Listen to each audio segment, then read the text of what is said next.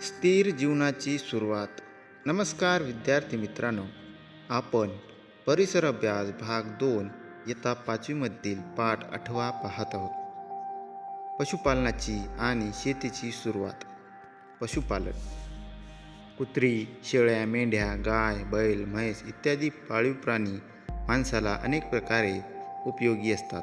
एखादी प्राणीजात मांसाविल्याच्या प्रक्रियेच्या 3 मुख्य पायऱ्या आहेत.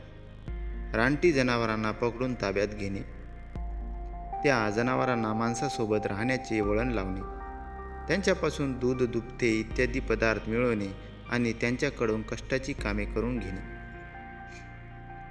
यातील तिसरी पायरी माणूस जेव्हा साध्य करतो तेव्हा त्याला पशुपालन असे म्हणतात. 6व्या पाठात आपण पाहिले होते की मध्याश्म युगातील माणसाने कुत्रा मांसावळीला होता. कुत्रा हा मांसाळलेला पहिला प्राणी. शिकार करताना माणसे कुत्र्याचे सहाय्य घेत असत. कुत्र्यानंतर शेळ्या, मेंढ्या मांसावळीला गेल्या. शेतीचे सुमारे 11,000 वर्षापूर्वीचे पुरावे प्रथम इस्रायल आणि इराक येथे मिळाले आहेत. शेतीची सुरुवात करण्याचे श्रेय स्त्रियांना दिले जाते. टोकदार काठीच्या आधाराने स्त्रियाच बी पेरण्याचे काम करत असाव्यात. काही आदिवासी जमातीमध्ये स्त्रिया अजूनही अशा पद्धतीने पेरणी करतात. पेरणी करण्यासाठी वापरण्याच्या टोकदार काठीला पुरेसे वजन मिळून जमिनीत खोलवर खणता यावे म्हणून त्या काठ्यांना मधोमध छिद्र असलेले दगड बसलेले असतात. शेतीच्या कामामुळे लोकांना वर्षातील बहुतेक काळ एके ठिकाणीच राहणे भाग पडले, हे आपण गेल्या पाठात पाहिले आहे.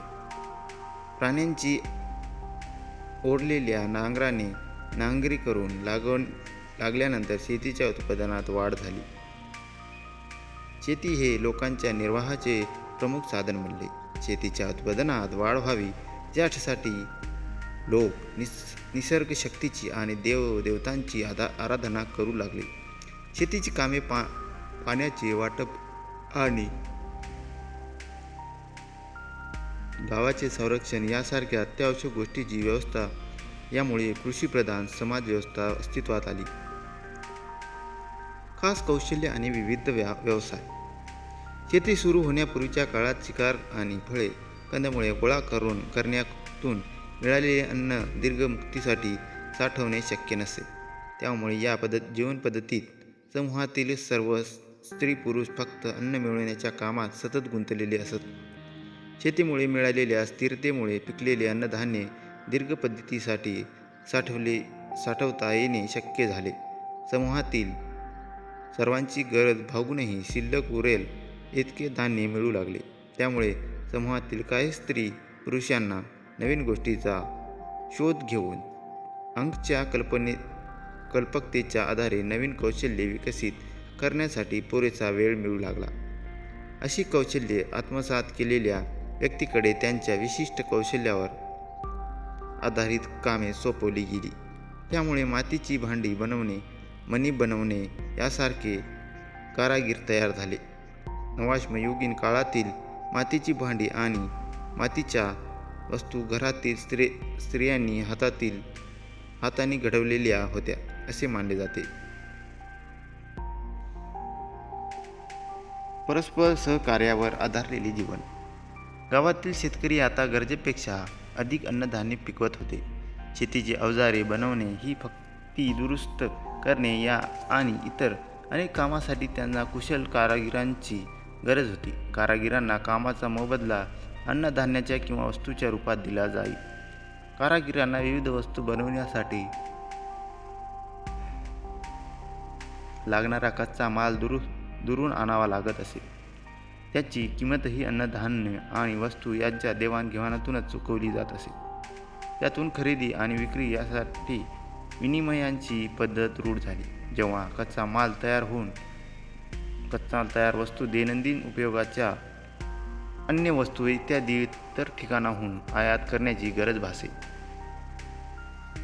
तेव्हा ही विनिमयाची हीच पद्धत उपयोगात आणली जात असे. मीठ ही अत्यावश्यक गोष्ट बहुतेक गावांना मीठ दूरवरून आणावे लागत असे. मिठांचे व्यापारी मिठांच्या मोबदल्यात मिळालेल्या वस्तूंचाही व्यापार करत. मिठांच्या व्यापारामुळे नवाश्म युगातील व्यापारात विस्तारायला मदत झाली. गावातील व्यापाराची आणि साधनसंपत्तीच्या वाटपांची ही व्यवस्था सुरळीत चालावी म्हणून गावातील लोकांनी एकमेकांशी सहकार्य करावे याचे नियम तयार झाले. त्या नियमांची अंमलबजावणी करण्याची जबाबदारी ज्याच्याकडे गेली त्यांना गावाचे कर्तेपण मिळाले. गावाच्या संरक्षणाची जबाबदारी अशा कर्त्या व्यक्तीवर सोपवली गेली. अशा तऱ्हेने गावाच्या शासनव्यवस्था निर्माण झाली. नवाश्म युगातील गावाच्या भोवती असलेल्या संरक्षण भिंतीचे आणि खंदकाचे पुरावे मिळाले आहेत. पूर, जंगली जनावरे तसेच गुरे चोरून नेणारे बाहेरचे लोक यांच्यापासून संरक्षण मिळण्यासाठी या भिंती बांधल्या जायच्या. घरांची रचना. नवाश्म युगाच्या सुरुवातीला कुडांची घरे बांधली जात होती. पुढे अन्नधान्याच्या विपुलतेमुळे लोकसंख्या वाढली, गावे स्थिरावले आणि विस्तारत गेली. काही काळानंतर कच्च्या विटांची चौकोनी घरे बांधली जाऊ लागली. काही घरामध्ये एकापेक्षा अधिक खोल्या बांधल्याचेही दिसते. 2 घरामध्ये बहुधा फारसे अंतर नसायचे.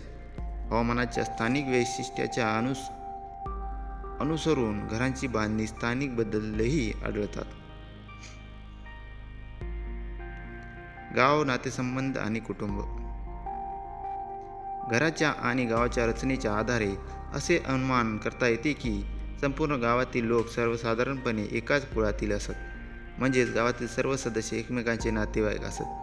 त्या अर्थाने संपूर्ण गाव हे एक विस्तारित कुटुंब होते. एका घरात राहणारे सदस्य निकटच्या नातेसंबंधाने जोडले गेले असत, परंतु त्याचवेळी ते गावातील विस्तारित कुटुंबाचेही सदस्य असत.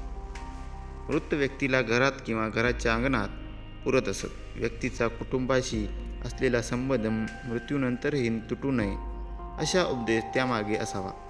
मृत्यूनंतरच्या आयुष्यात उपयोगी पडाव्यात या समजुतीने विविध वस्तूही मृतासोबत पुरण्यात येत असत.